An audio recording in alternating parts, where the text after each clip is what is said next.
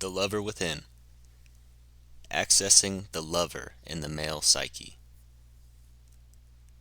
Written by Robert Moore and Douglas Gillette.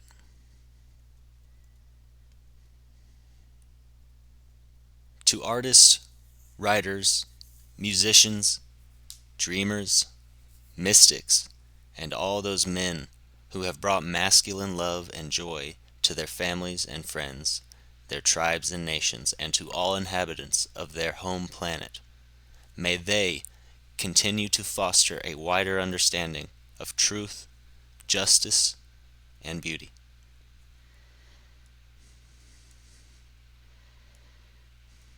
Thou art that, a Hindu affirmation that recognizes our oneness with all others and with all things.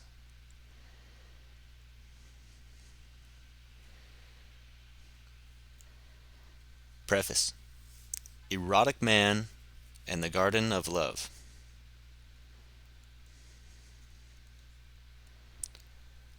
Take my hand, I'm a stranger in paradise, sings the love-struck prince of Baghdad in the musical Kismet. He is standing at the center of his lush palace garden where birds are singing in fruit-laden trees and water is splashing in a marble fountain.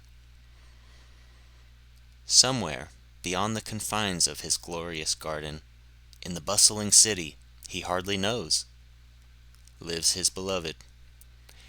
He cries out, I'm a stranger in paradise, lost in a wonderland. Somewhere in space, I hang suspended until I know there's a chance that you care. He finds himself, quote unquote, out of the commonplace and lifted into the rare, calling to his other half, his lost self. He asks her to answer the fervent prayer of this stranger in paradise and tell him that he need be a stranger no more. The song is set in the Garden of Delight, a garden well known to any man of any time or place who has been deeply in love with life, ideals, God, or most especially with a woman. It is the place where a wish made upon the first star that sparkles through the enchanted foliage can actually make dreams come true. It is the Eden from which we believe we have been expelled. The collective human psyche remembers the garden as the place in which we dwelled before forsaking the dreaming innocence of animals in favor of greater consciousness. We knew there what it was like to be embraced by the rapturous arms of the archetypal lover, and we anticipate being embraced there again, outside of our workaday lives of quote-unquote quiet desperation. This is the sacred space we are propelled into when we fall in love. And when we fall out of love, we relive the same devastation Adam and Eve felt at their original mythical expulsion from the garden. We also experience their insatiable hunger to return. The longing for transcendent ecstasy found in Eden is for many men more powerful than any other, as our songs remind us. We would prefer to give up fame and fortune, even sometimes life and limb, to spend an eternal moment in the garden, enjoying the aroma of our beloved. There are means by which we can enjoy the libidinal energies of the lover without becoming possessed by him. In this book, we will explore how to allow ourselves time in the lover's garden without having to abandon our lives and livelihoods to get there. We are each entitled to the energy of the lover, for he does not reside far from us. His garden of love is within. Those readers who are new to this series will find in chapters 1 and 2 a basic grounding in the Jungian concepts we have extended in this work.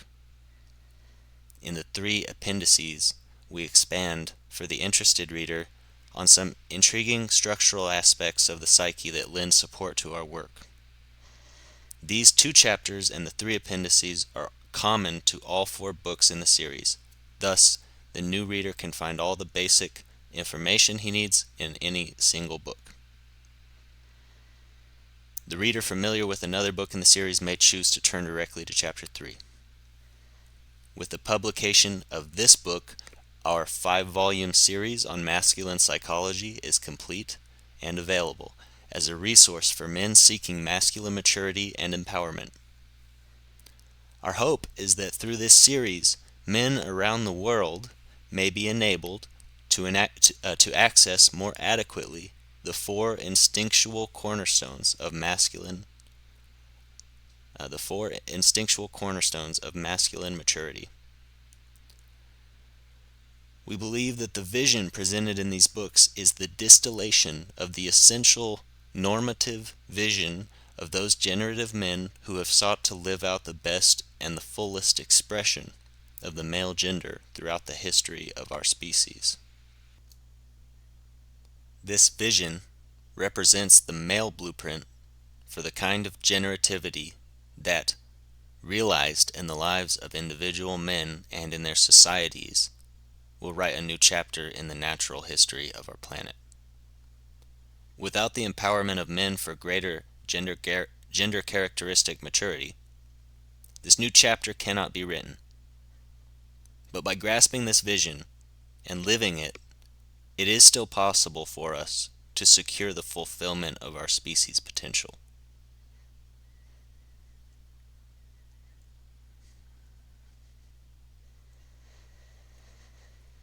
Acknowledgements.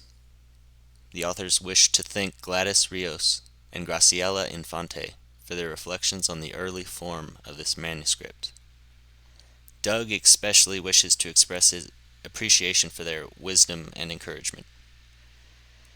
Robert wants to express a special appreciation to Margaret Shanahan for her inspiration and encouragement since the days when many of these ideas were being formulated initially as lectures.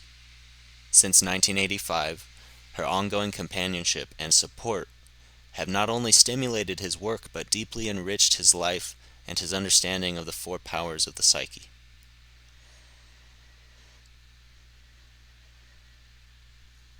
Both authors wish to thank Patrick Nugent and Angela Smith for their transcriptions of Robert Moore's lecture tapes. Noel Kaufman for his location of research sources, Max Havlick, Perry Cartwright, and Dong Chamberlain for their work on permissions and bibliography, and Rudy Vedder for his excellent photography. Special thanks goes to Maria Guarnaschelli, Vice President and Senior Editor at William Morrow, for her innovative vision for this series and for her intensive and superlative editorial work. Koss Edwards has been tireless in his ongoing liaison work and in his commitment to effective coordination and getting all the details together for preparation of the manuscript. Kurt Aldeg has given his insights into how best to communicate the ideas in this book to the widest audience. These and the other outstanding Morrow staff have made the success of this book possible. In addition, the authors wish to acknowledge the many men inside and outside of the men's movement who have reflected on their personal experience as men and helped refine the understanding of the 4 powers and the 4 masculine initiations presented in this series of books. With their continuing help, perhaps these masculine powers can be accessed in more helpful and generative ways to serve the human community.